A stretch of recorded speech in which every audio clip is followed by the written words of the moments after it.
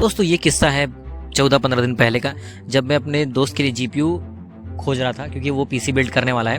तो बहुत सारी चीज़ें दोस्तों मैं खोज रहा था और मैंने सारे जो नेमिंग स्कीम्स हैं एएमडी और एनवीडिया के सारे रट डाले, मतलब सारी चीज़ें खोज डाली उसके ऊपर। लेकिन दोस्तों मुझे उसके लायक परफेक्ट जीपीयू नहीं मिल पा रहा था। लेकिन दोस्तों इन जीपीयूज़ में मैं एक चीज़ कॉमन देख पा रहा था कि सभी में एएमडी और एनवीडिया का ही नाम लिखा हुआ है, मगर सारे जो जीपीयूज़ थे वो अलग अलग ब्रांड्स के थे। जैसे एसस का RG सीरीज़ और गीगाबाइट का ऑरस, और वहीं पर और बहुत सारे दोस्तों जीपीयूज़ थे। और दोस्तों इन सभी में मुझे जो अलग अलग जो जीपीयूज़ जो एनवीडिया बनाती है उनके सारे आइट्रेशन दिखाई दिए। तो मेरे मन में ख्याल आया कि भाई जीपीयू तो एनवीडिया बना रहा है, तो फिर ये बेच क्यों रहे हैं, ये किसके नाम से बेच रहे हैं, क्या इनके पास अधिकार है भी, या फिर ये बस ऐसे ही बेचे जा रहे हैं ताकि अच्छा प्रॉफिट कमाया जा सके। दोस्तों इस सवाल का जवाब ढूंढने के लिए मैं निकल पड़ा, और बहुत इंटेंसिव रिसर्च के बाद, अब जैसे कि मैंने बताया 14 दिन, और दोस्तों उतने रिसर्च के बाद मुझे बहुत सारी हिस्ट्री स्टोरी पढ़ने के बाद अब मैं इस कंक्लूजन पर आया कि मुझे ये बात समझ में आ चुकी है कि भाई ये जीपीयू आखिर होता क्या है और इस जीपीयू का जो यूज़ है वो ये कंपनीज कर क्यों रही हैं। तो दोस्तों आज इसी बारे में बात करेंगे, सारी वीडियो इसी बात की है। तो वीडियो पसंद आए तो लाइक शेयर सब्सक्राइब कर देना। तो आगे बढ़ते हैं। तो दोस्तों जानने से पहले सबसे पहले जीपीयू होता क्या है। दोस्तों जैसे कि हम जानते हैं सेंट्रल प्रोसेसिंग यूनिट कंप्यूटर का मुख्य भाग होता है जो सारे टास्क को परफॉर्म करता है, जो कि कंप्यूटर का एक दिमाग होता है। लेकिन दोस्तों अगर आपको बताया जाए कि सीपीयू सारे काम नहीं करता, दोस्तों जो आधे काम है वो सीपीयू करता है और बाकी बचे जो काम हैं वो जीपीयू को सौंप दिया जाता है, और जो कि ऑब्वियसली ग्राफिक इंटेंसिव टास्क को हैंडल करने के लिए बनाया जाता है। दोस्तों ये काफ़ी ज़्यादा कॉम्प्लेक्स और काफ़ी एडवांस्ड जो है सिस्टम होता है, जिसमें आपको लगभग 1000 से 10,000 तक के कोर्स आपको देखने को मिल सकते हैं। मतलब ये काफ़ी ज़्यादा होता है। अगर आपको कॉन्ट्रास्ट के लिए बताऊँ तो इंटेल का एक बेसिक i3 है 11 जनरेशन, वो दोस्तों डुअल कोर होता है, और अगर i5 है तो वो हेक्सा कोर होता है, और i7 है तो ऑक्टा कोर या फिर डेका कोर हो सकता है। वो डिपेंड करता है कि कौन सी जनरेशन का वो चिपसेट है। दोस्तों देख रहे हो कितना ज़्यादा फॉरवर्ड हो जाता है ये, और इस जो एडवांटेज है उसके कारण वो दोस्तों भयंकर सारे कैलकुलेशंस कुछ ही मिनटों में कर डालता है। और इसीलिए दोस्तों आज हमें जीपीयू की इतनी ज़्यादा ज़रूरत पड़ जाती है, और ऐसे डोमेन से दोस्तों जीपीयू की ज़रूरत पड़ती है जो आपको अभी आने वाले समय में बताने वाला हूँ। मगर जीपीयू दो प्रकार के होते हैं, एक इंटीग्रेटेड जीपीयू और एक डिस्क्रीट जीपीयू। दोस्तों इंटीग्रेटेड जीपीयू वो होते हैं जैसे कि आपने सुना होगा इंटेल का इंटीग्रेटेड ग्राफिक आइरिस, या फिर एएमडी का आपने सुना होगा रेडियन, शायद वो सुना होगा आपने। दोस्तों वो सब जो है इंटीग्रेटेड होते हैं, जो कि आपको इनबिल्ट जो स्लिम ट्रिम लैपटॉप्स होते हैं या फिर स्लिम ट्रिम जो पीसीस होते हैं उनमें देखने को मिलता है। मगर दूसरा प्रकार होता है दोस्तों डिस्क्रीट जीपीयूज़। दोस्तों ये जो डिस्क्रीट जीपीयूज़ होते हैं ना, वो एक्सटर्नल जीपीयूज़ होते हैं जो हम बाहर से खरीद करके लगाते हैं। और दोस्तों इस जीपीयू की जो पावर और परफॉर्मेंस होती है वो इंटीग्रेटेड से काफ़ी ज़्यादा होती है, मतलब बहुत ज़्यादा होती है। तो फिर दोस्तों हम इसके पार्ट्स के ऊपर चले जाते हैं कि किन किन चीज़ों से बना होता है और क्या एक जीपीयू को जीपीयू बनाता है। दोस्तों देखिए जीपीयू के अनेकों पार्ट्स होते हैं। वो जीपीयू जो एक बना है आप देख सकते हो, वो अलग अलग कंपोनेंट्स बनता है, जिसमें पीसीबी, वीरैम, वीआरएम, कूलिंग सिस्टम्स, और वहीं पर पोर्ट्स होते हैं बहुत सारे। तो एक एक करके हम उस चीज़ों को देखते हैं। दोस्तों सबसे पहले आते हैं पीसीबी पर, यानी कि प्रिंटेड सर्किट बोर्ड्स। दोस्तों पीसीबी यानी कि प्रिंटेड सर्किट बोर्ड वही चीज़ होती है जिस पर सारे जो अरेंजमेंट्स हैं वो बैठे जाते हैं। चाहे आप प्रोसेसर की बात करें, चाहे आप रैम्स की बात करें, चाहे मेमोरीज़ की बात करें, सारी जो चीज़ें हैं वो उस पीसीबी पर ही बैठती हैं। और दोस्तों अब आते हैं दोस्तों वी रैम्स।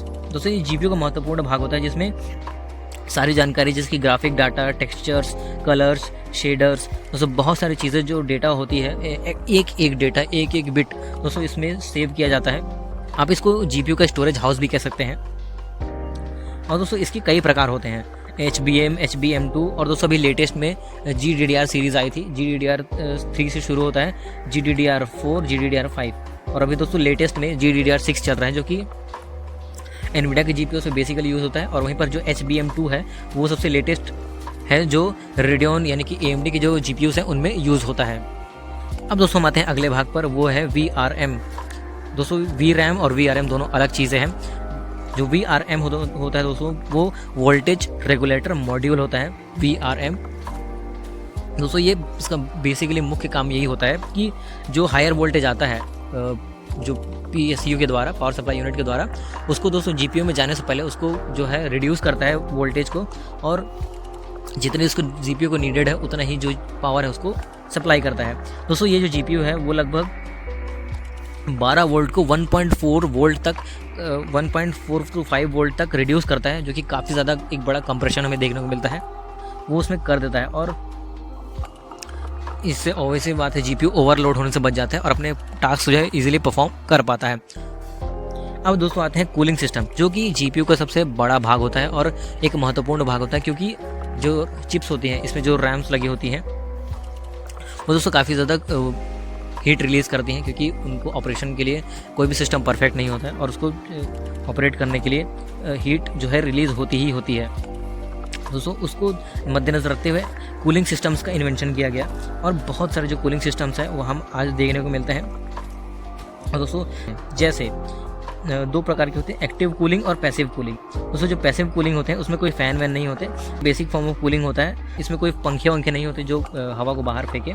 तो ये बजट जीपीयू से पाया जाता है, तो सस्ता होगा और दोस्तों काफ़ी टिकाऊ भी होगा। अब दोस्तों आते हैं एक्टिव कूलिंग पर। अब दोस्तों ये जो गेम है ना, सारा गेम जो हम डिस्क्रीट जीपीयूस लगाते हैं ना, उनमें सारा गेम इसी बात का होता है। एक्टिव कूलिंग में दोस्तों फैंस का उपयोग किया जाता है कूल करने के लिए, किसी में 1, 2 या 3 फैंस, और दोस्तों 3 फैंस मैक्सिमम देखे गए हैं अभी तक, और डिपेंड करता है कि आपको कितनी कूलिंग चाहिए, कौन सा मदरबोर्ड यूज़ किया है आपने, उसके हिसाब से दोस्तों यूज़ किया जाता है फैंस की संख्या को।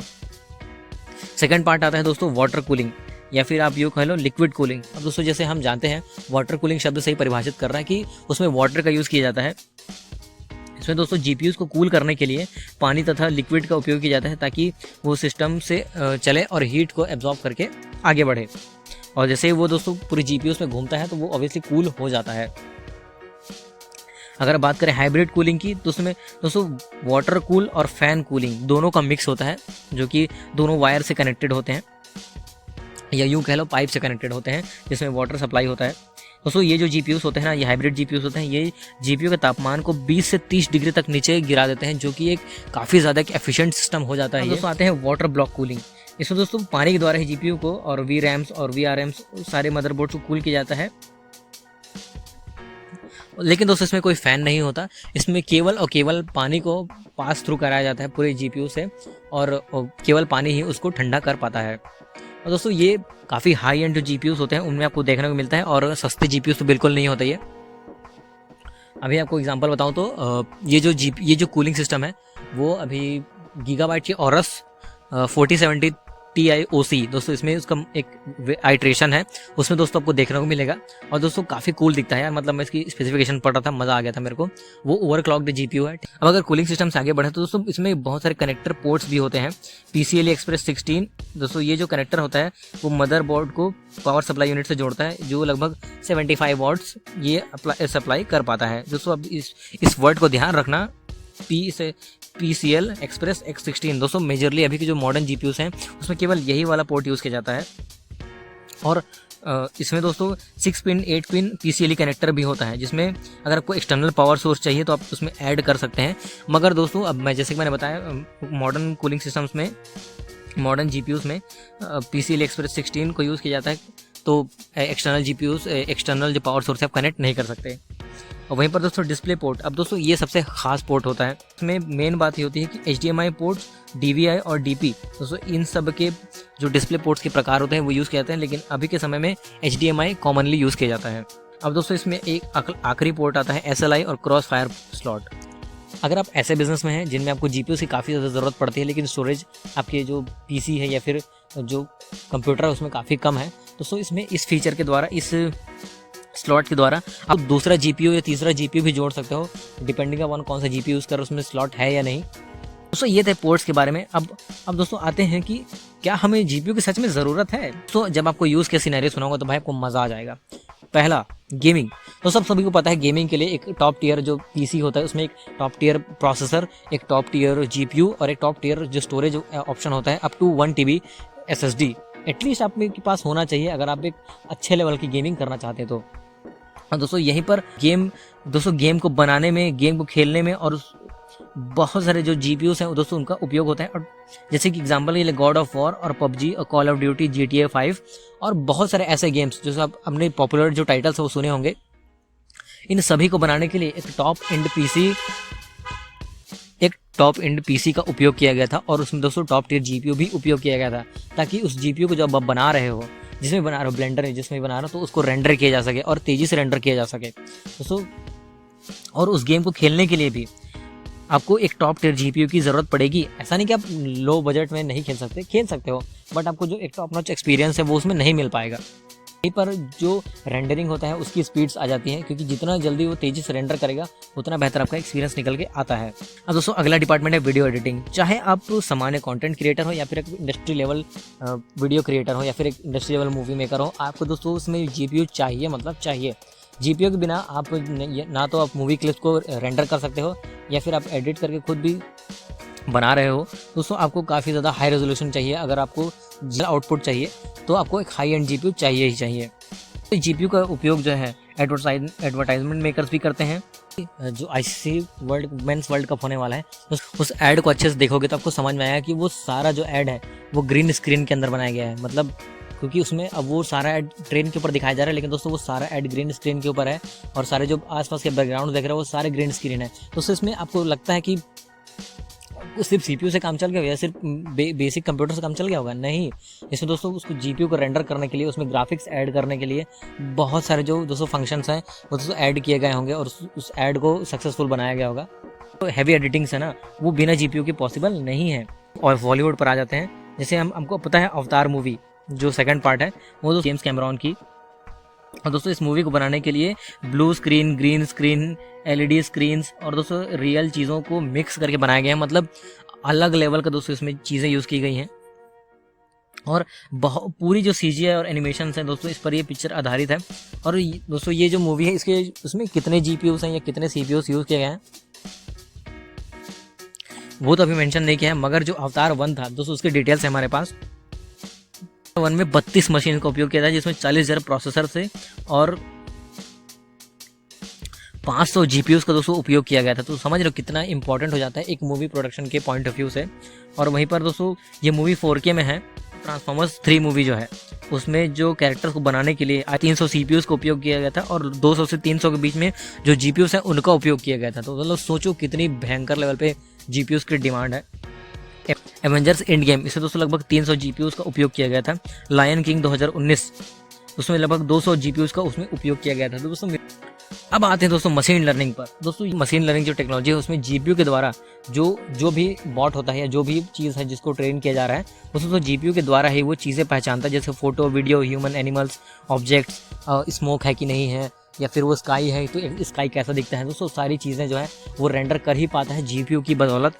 तो दोस्तों देख सकते हो एक जीपीयू में कितना इंपॉर्टेंट रोल प्ले करते हैं मशीन लर्निंग में। और वहीं पर जो मशीन लर्निंग जो टूल होगा वो जीपीयू के द्वारा ही जो ह्यूमन लैंग्वेजेस है उनको अच्छी तरह से डिटेक्ट कर पाएगा और जो टेक्स्ट लिखे होंगे उसको पढ़ना भी उसके बस की बात नहीं है जब तक उसमें जीपीयूज ना हो।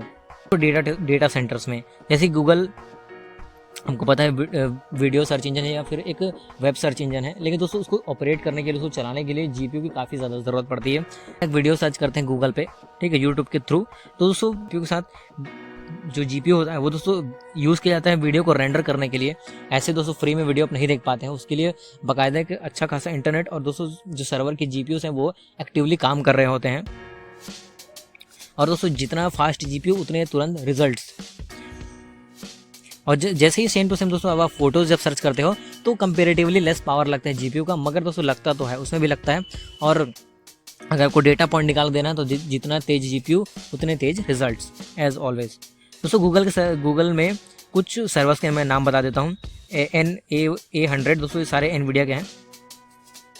NA100 डाटा एनालिसिस के लिए, NVIDIA T4 दोस्तों ग्राफिक रेंडरिंग के लिए होता है और NVIDIA P100 दोस्तों मशीन लर्निंग और AI टास्क के लिए यूज़ किया जाएगा और NVIDIA V100 दोस्तों ये AI डाटा एनालिसिस जो इन दो प्रमुख टास्क के लिए इनको अलॉट किया गया है दोस्तों। और दोस्तों क्रिप्टो माइनिंग, दोस्तों क्रिप्टो माइनिंग एक तरीका होता है जिसमें जो क्रिप्टो करेंसीज है उनको माइन किया जाता है जीपीयूज के द्वारा। अभी तो दोस्तों सर्विसेज ऐसी भी हैं कि आप जीपीयू को रेंट भी कर सकते हो। जैसे आपको यदि आप कोई प्रोफेशनल डेवलपर हो या फिर प्रोफेशनल यूज़र हो जो चीज़ करते हो, लेकिन आपको हर समय नहीं करना, तो आप एक फ्रैक्शन ऑफ कीमत दे करके आप जीपीयू को ले सकते हो और वहीं पर जब तक आपका समय है तब तक आप उसको रेंट पे कर दे रहो। जिस दिन आपको लगा कि आपका यूज़ खत्म हो गया तो आप उस जीपीयू को जो रेंट है वो देना बंद कर दो, आपको जो सर्वर का एक्सेस है वो बंद कर दिया जाएगा। दुनिया में केवल 2 ही कंपनीज हैं जो चिप को डिज़ाइन करती हैं, वो है AMD और NVIDIA। और दूसरी जो चिप डिज़ाइन होता है वो खुद करते हैं और अलग अलग इंजीनियर्स को उनको हायर किया जाता है। ये जो चिप जो डिज़ाइन होता है उसको मैन्युफैक्चरर्स जैसे कि TSMC, सैमसंग, दोस्तों इनके पास भेजा जाता है, ताकि ये जो अब जिन्होंने पूरा मॉड्यूल बना के दिया है कि हमें ये चिप इतनी ज़रूरत में, ये साइज़, ये ट्रांजिस्टर चाहिए, दोस्तों वो सारी चीज़ें वो बना करके देते हैं। फिर ये जो चिप्स हैं वो बन करके मैन्युफैक्चरर्स के पास जाती है, जैसे कि AMD, NVIDIA, और फिर AMD, NVIDIA दोस्तों इन चिप्स को टेस्ट करती हैं ताकि पता चल सके कि फंक्शनल है कि नहीं, या फिर ये जो हम रिज़ल्ट जो चाह रहे हैं, जो आउटपुट चाह रहे हैं, वो हमारे मांग के अनुसार है या नहीं। अगर तो सब चीज़ बढ़िया रहा, चिप्स फंक्शनल रही, सब सही काम कर रहा है, बढ़िया कैटेगरी में डाल दिया जाता है ताकि उसको फर्दर GPU बनाने के लिए उपयोग किया जा सके। जो GPU फॉल्टी हो जाते हैं उनको तो स्टेप डाउन चिप्स की कैटेगरी में डाल दिया जाता है। इन चिप्स को परफॉर्मेंस के आधार पर जो PCB यानी प्रिंटेड सर्किट बोर्ड या बोर्ड है जो डिज़ाइन की जाता है, और फिर उसके आधार पर दोस्तों उन फिर या तो फ़ैन होगा या तो उनको प्रोवाइड की जाती है। इसको समझने के लिए आपको ये जानना होगा कि आसूस, MSI, गीगाबाइट जैसे अदर कंपनीज जो हैं वो दोस्तों इनके बोर्ड पार्टनर्स हैं। अगर वो R&D करना चाहें तो कूलर्स और बोर्ड खुद बना सकते हैं, और दोस्तों चाहें तो वो जो कंपनी ने R&D करके दी है, जो कि NVIDIA, AMD ने दी है, उसका भी उपयोग कर सकते हैं। वो टोटली फ्री है, उसके लिए उनको कोई रोक टोक नहीं है। अब दोस्तों क्या लेकिन क्या इन चीज़ों से फ़र्क पड़ता है दोस्तों? जी हाँ, ये जो छोटी छोटी चीज़ें उससे बहुत ज़्यादा फ़र्क पड़ता है। खास तौर पर GPUs को अगर ओवर क्लॉक किया जाता है तो दोस्तों ये छोटी छोटी चीज़ें कि कौन सा मदरबोर्ड यूज़ किया है, किस प्रकार की कूलिंग सिस्टम की गई है, दोस्तों वो काफ़ी ज़्यादा प्रभाव डालती है इसके परफॉर्मेंस पर। अगर एक लो एंड GPU है, ठीक है, उसमें आप एक बढ़िया कूलिंग डाल देते हो तो वो परफॉर्मेंस करेगा, लेकिन जिसकी उतनी कैपेसिटी उतना ही करेगा। लेकिन आप एक हाई एंड GPU लेते हो जो GPU प्रोसेसिंग यूनिट है, और उसमें आप कूलर हीट नहीं डालते हो तो वो ओवर हीट में दोस्तों थ्रॉटल कर जाएगा सीधी। और फिर दोस्तों सारे जो GPUs है वो कंपनीज कस्टम बनाती है, फिर उसको बेचने के लिए तैयार।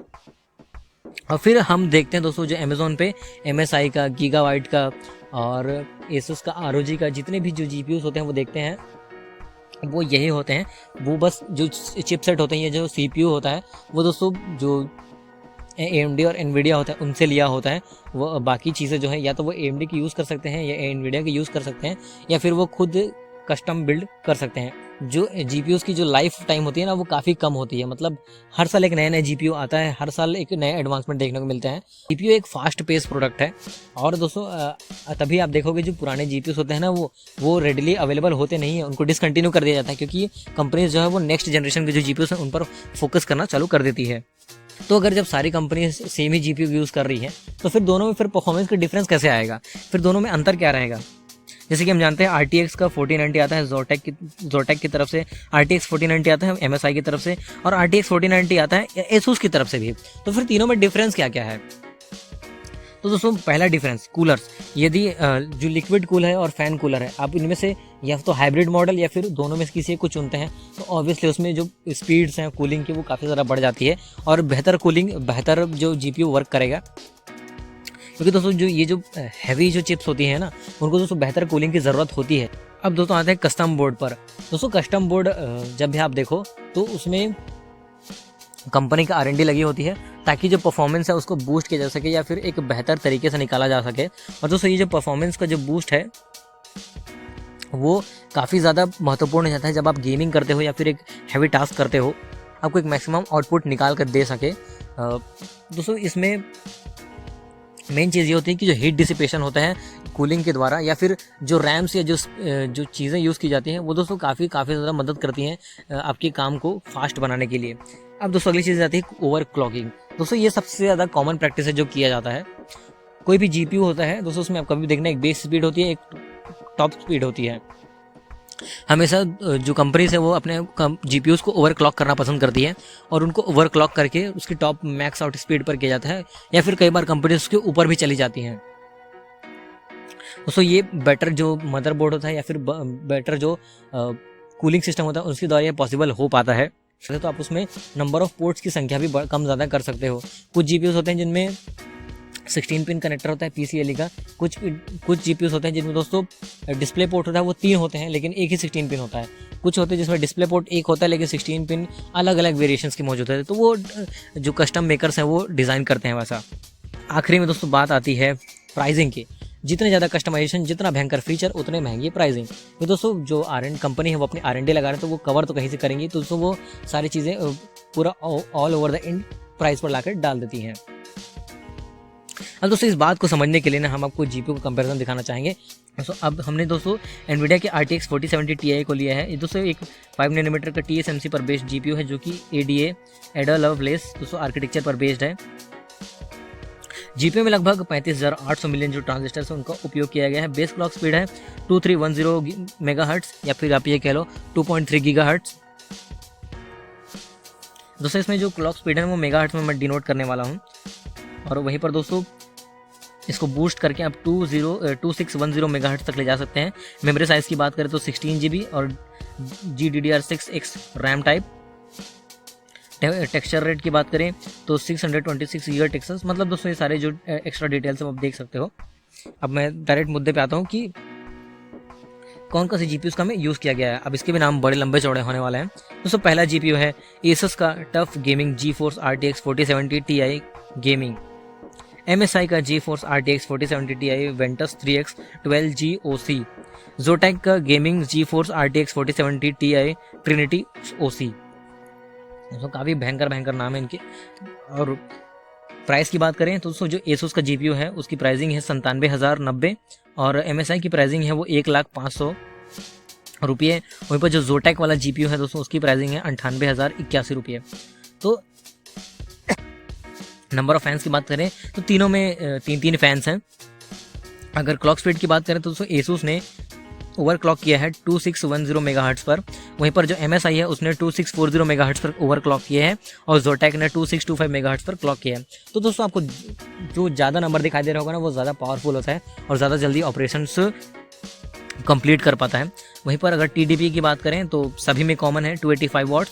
और स्लॉट्स की बात करें तो दोस्तों ट्रिपल स्लॉट Asus में, डुअल स्लॉट MSI में और Zotac में triple slot. Again power supply unit की बात करें तो 600 वॉट्स सभी में। मतलब दोस्तों GPU को रन करने के लिए आपको मिनिमम 600 वॉट तो चाहिए ही चाहिए और शायद इसीलिए एक्स्ट्रा जो पोर्ट्स है वो नहीं दिया गया इसमें।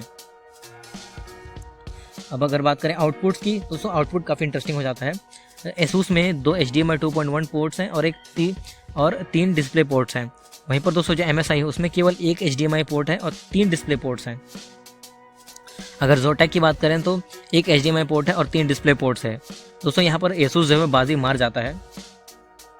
अगर पावर कनेक्टर्स की बात करें तो दोस्तों तीनों में ही एक 16 पिन का पावर कनेक्टर यूज़ किया गया है। मैंने जैसे बताया था मॉडर्न जो GPUs होते हैं उनमें एक्सटर्नल पावर सोर्स की ज़रूरत नहीं पड़ती है। अगर फ्लोटिंग पॉइंट की बात करें तो जो ज़्यादा फास्टर है वो बेटर है, यानी कि Asus में 40.09 टेराफ्लॉप्स। दोस्तों ये Asus की बात हो गई। अगर हम MSI GPU की बात करें तो 40.55 टेराफ्लॉप्स। वहीं पर अगर Zotac की बात करें तो 40.32 टेराफ्लॉप्स। जिसके आप साफ देख सकते हो दोस्तों MSI और Zotac ज़्यादा पावरफुल निकल आते हैं Asus से और इन सब में सबसे ज़्यादा पावरफुल है MSI। अगर टेक्सचर रेट की बात करें तो 626.4 गीगा पिक्सल्स Asus के लिए प्रति सेकंड और वहीं पर 633.6 गीगा पिक्सल्स प्रति सेकंड MSI में और वहीं पर 630 गीगा पिक्सल्स प्रति सेकंड Zotac में। तो अगेन यहाँ पर MSI और जो Zotac है वो काफ़ी ज़्यादा पावरफुल निकल के आ जाते हैं और अपनी सुप्रीमेसी यहाँ पर साबित कर रहे हैं। और वहीं पर अगर पिक्सल रेट की बात करें, जो मैंने बताया था कि कितने सेकंड में मतलब 1 सेकंड में कितनी ज़्यादा बार जो पिक्सल्स हैं वो रिफ्रेश हो रहे हैं, दोस्तों जो ज़्यादा रिफ्रेश होता है वो उतने तेज़ी से काम कर पाता है और उसमें जो GPU का फोर्स है उतना ज़्यादा लगा हुआ होता है। अगर Asus की बात करें तो 208.8 गीगा पिक्सल्स। अगर वहीं पर बात करें MSI की तो 211.2 गीगा पिक्सल्स पर सेकेंड, वहीं पर 210 गीगा पिक्सल पर सेकेंड Zotac के लिए। दोस्तों ये सारे जो चीज़ें होती हैं, ये थ्योरेटिकल चीज़ें जो होती हैं वो एक GPU को पावरफुल GPU बनाती है और उनकी कॉस्ट को डिफाइन करती है। तो ये सारी जो कहानी थी दोस्तों GPU की, अब उम्मीद है आपको सारी चीज़ें पसंद आ गई होंगी। मिलते हैं अगले वीडियो में। नमस्कार।